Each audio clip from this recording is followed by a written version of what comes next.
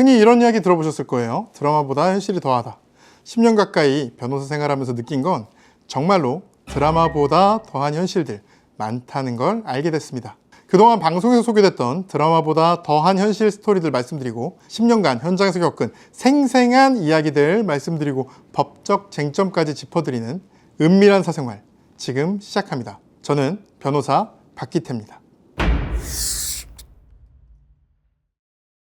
에로 부부, 에로 드라마 25편 아내의 방입니다. 평범한 부부가 있습니다. 남편은 자동차 영업일을 해서 매일 늦게 돌아오기 일쑤고 미모의 아내는 연년생 두 아이를 혼자 키우느라 점차 우울해져 갑니다. 둘째가 생기고 나서 잘하던 일도 그만두게 돼서 더 우울했던 것 같아요. 결국에 우울증 치료를 받고 약도 먹게 되지만 아내는 나아지지 않고 늘 우울해합니다. 늘 아내가 신경 쓰였던 남편은 아이들을 어머니에게 맡기고 아내를 외출을 보냅니다. 그런데 외출을 한 번 하고 나니까 아내는 정말 상당히 밝아져 있습니다. 뭐 이렇게까지 변했나 싶을 정도로 외출 한 번에 너무 밝아져 있어요. 남편은 기분이 좋죠. 그런데 아내는 밝아지긴 했는데 어느새부터 계속 휴대폰을 들여다보고 있습니다. 남편이 가만 보니까 이게 지금 단톡방하고 있는 거예요. 이게 무슨 단톡방이냐고 물으니까 독서 모임하고 있어. 주로 애 키우는 부부들이 만나서 독서 모임하고 토론하는 거야. 이렇게 얘기를 합니다. 또 외출 보냈던 날에 만났던 친구가 소개해준 모임이라고 합니다. 아내는 독서 모임에서 일주일에 한 번씩 오프라인 정모가 있다. 나가도 되냐? 이렇게 묻습니다. 그래, 나가. 그날은 내가 일찍 들어오거나 어머니에게 부탁하지 뭐. 이렇게 얘기를 합니다. 그런데 어느 날 집에 일찍 들어온 남편은 새로 만든 자기 방에 있는 아내를 보고 깜짝 놀랍니다. 아내는 평소에 안 입는 섹시한 붉은 속옷을 입고 있어요. 거기다가 막 다리 사진을 막 이러고 찍고 있는 거예요. 물어보니까 다리가 좀 굵어진 것 같아서 사진 찍어서 보려고 그랬어. 이 밤에 말이야? 좀 이상하죠. 그리고 계속 단톡방에서 대화를 하는 거에 시간을 점점 많이 씁니다. 그래서 좀 궁금해요. 약간 의심도 되고 궁금해서 물어봅니다. 여기 어떤 사람들이 모이냐? 왜 이 밤에 얘기를 하냐? 그러니까 주로 애들 있는 사람들이 모이는 방이라서 밤에 애들 재우고 나서 대화를 하는 거야. 그런 이야기를 합니다. 그렇게 이상한 마음만 갖고 있던 어느 날에 아내는 독서 모임 사람들을 집으로 초대한다 그럽니다. 뭐 남편은 오히려 좋았어요. 어떤 사람들이 너무 궁금했으니까 집으로 온다 그러니까 좋은 거예요. 그래서 보니까 온 사람들은 주로 커플들입니다. 누가 봐도 너무 아이를 키우는 평범한 부모들이라서 남편도 어울려서 같이 술 한잔 하게 됩니다. 그런데 술이 좀 취하고 나자 분위기가 좀 이상해요. 왜 시간 언제 하냐? 이런 말 하면서 웃기도 하고 우리 룸메이트 몇 살인데 뭐 이런 얘기들도 해요. 좀 이상한 기분이 들었습니다. 근데 그거 자체로는 뭐 그들만의 문화인가 보다 이렇게 생각을 하고 넘어가려고 했죠. 그런데 그 와중에 이전에 독서 모임을 소개해줬다는 친구가 전화가 온 걸 남편이 그냥 그 전화를 받게 됩니다. 우리 얘기를 하니까 친구는 그런 모임 모르는데요? 지난번에 연락 왔었는데 만나지도 못했어요. 이런 식으로 얘기를 합니다. 남편은 이상한 마음을 가지게 됩니다. 아내가 없는 틈을 타서 컴퓨터로 로그인해 있는 이 단톡방을 확인하게 됩니다. 단톡방의 이름은 기혼 3040 에로스 기앤돌 빨강방에서 은밀히 썸 타자. 아내가 빠져있는 방은 바로 기혼들만 만나는 썸 대화방, 일종의 불륜방이었습니다. 남편은 친구와 함께 이 오픈 카톡방을 검색을 하게 됩니다. 그래서 그 카톡방에 들어가게 됩니다. 여기서 벌어지는 이야기를 본 남편은 깜짝 놀라게 되죠. 특히 얼공타임이라고 해서 아내가 자기 얼굴을 올리고 심지어 몸공타임이라고 해서 자기 몸까지 올리는 모습에 깜짝 놀랍니다. 아내가 이전에 다리 사진 찍고 있던 거 바로 이런 식으로 사진을 찍어서 올리고 있던 거예요. 그리고 아무렇지도 않게 음담패서를 주고받는 아내의 모습을 보고 충격에 빠지게 됩니다. 하지만 그 와중에 아내의 진심도 확인하게 됩니다. 창문을 보면 뛰어내리고 싶을 정도로 우울했지만 이 대화방에서 수다 떨면서 스트레스 풀면 남편도 아이도 더 예뻐 보인다, 더 행복하다, 이런 이야기를 보게 됩니다. 아내가 비정상적인 행동이긴 하지만 이런 행동으로 아픈 마음을 치유받고 있다는 걸 알게 돼서 뭐라고 말하기도 힘든 복잡한 심경이 됩니다. 하지만 참을 수 없는 건 하나 있었습니다. 뭐냐면 아내의 대화명입니다. 아내의 대화명이 빨강 미녀인데요. 빨강 미녀 뒤에 하트, 호떡이라고 써 있는 거예요. 이게 뭐냐고 친구한테 물어보니까 친구가 얘기합니다. 이게 공커다, 공식 커플이다. 이 대화방 안에서 커플로 인정받고 있는 거예요. 이런 얘기를 친구한테 듣습니다.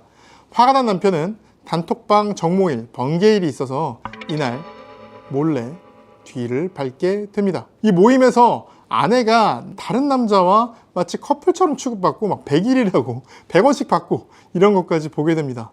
그리고 아내가 다른 남자와 둘이 일어나는 것을 보게 됩니다. 저는 그리고 이걸 따라갑니다. 근데 놀랍게도 두 사람은 뭐 숙박업소나 이런 데 가는 게 아니고요. 이 호떡이라는 남자의 아내가 산통을 느껴서 산부인과로 들어가려고 하고 있고요. 아내가 이걸 도와주려고 하고 있는 모습을 확인하게 됩니다. 남편은 더 이상 참지 못합니다. 이 자리에 난입을 합니다. 그래서 아내에게 모든 거 다 알고 있다. 대화방에서 네가 나눈 얘기들 다 봤다. 이렇게 얘기를 합니다. 아내는 말하죠. 절대 불륜 아니야. 당신이 생각하는 그런 일 없었어. 우리는 그냥 이 안에서 그냥 이런 식으로 얘기만 하고 있을 뿐이지, 만난 적도 있지만 여러 사람 있을 때 주로 만났고 단둘이서 뭐 손도 한번 잡은 적이 없어. 이렇게 얘기를 합니다. 그리고 또 얘기를 하죠. 그 남자가 중요한 게 아니야. 나는 그 방에서 모임을 가지면서 마음을 치유받은 거고, 여기서 공식 커플인 건 일종의 설정놀이 같은 거야. 내가 어떤 정말로 불륜을 하고 이런 건 절대 아니야. 날 믿어줘. 남편은 이미 대화방을 다 봤기 때문에 사실 이런 얘기가 좀 안 먹힙니다. 결국 불륜과 다름없어. 그렇게 하다 불륜까지 가게 되는 거야. 이 안에서 불륜에 빠진 사람들 실제로 많잖아. 서로의 불륜을 축하해주는 이런 비정상적인 문화가 문제야. 그런데 아내는 얘기합니다. 쇼핑에서 스트레스 푸는 거랑 다를 바 없는 거야. 그렇게 생각해주면 안 될까?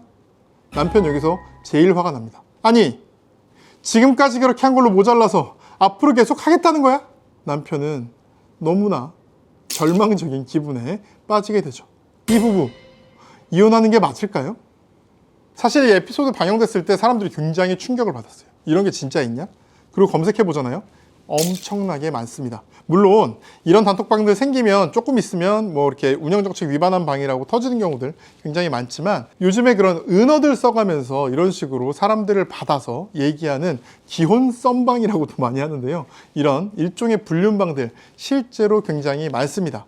지금 당장 뭐 기혼, 기미 이런 걸로 검색을 하면 수많은 방들 볼 수 있습니다. 일단 이런 방들의 특징이 몇 개 있는데요. 들어갈 때 기혼 인증을 합니다.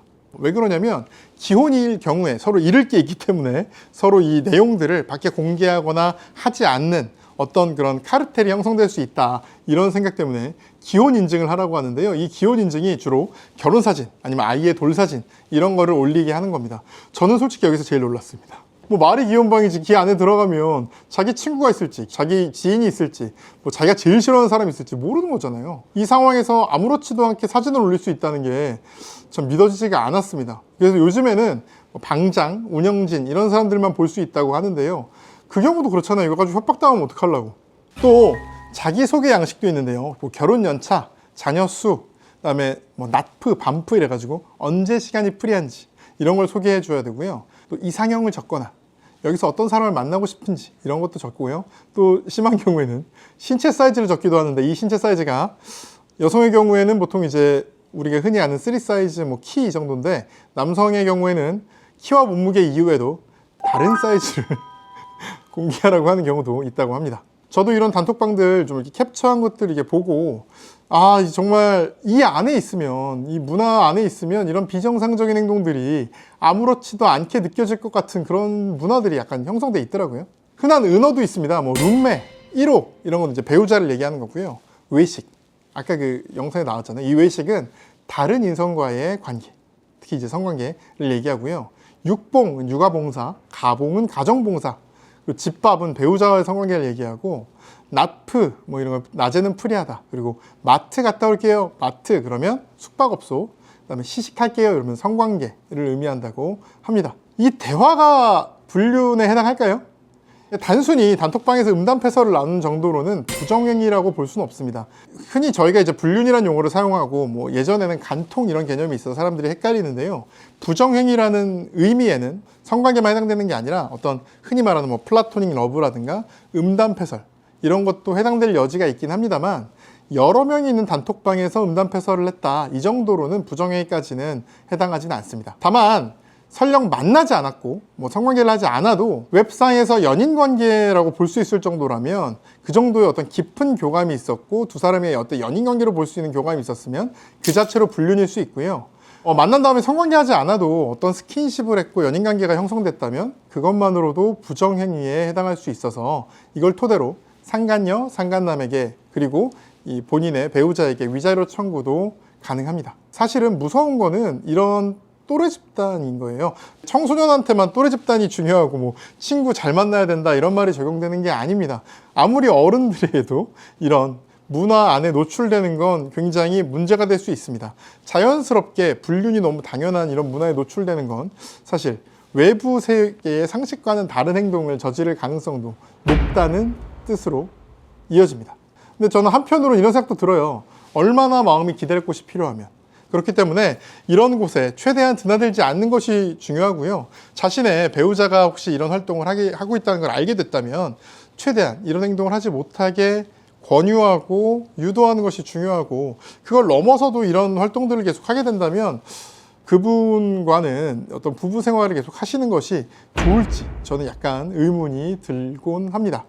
불륜 단톡방에 빠져서 다른 사람들과 썸을 하고, 그리고 누가 봐도 약간 비정상적인 문화 속에 푹 젖어 있는 아내, 남편은 이 사람을 상대로 이혼하는 게 좋을까요? 아니면 하지 않은 게 좋을까요? 여러분의 의견을 댓글로 남겨주세요.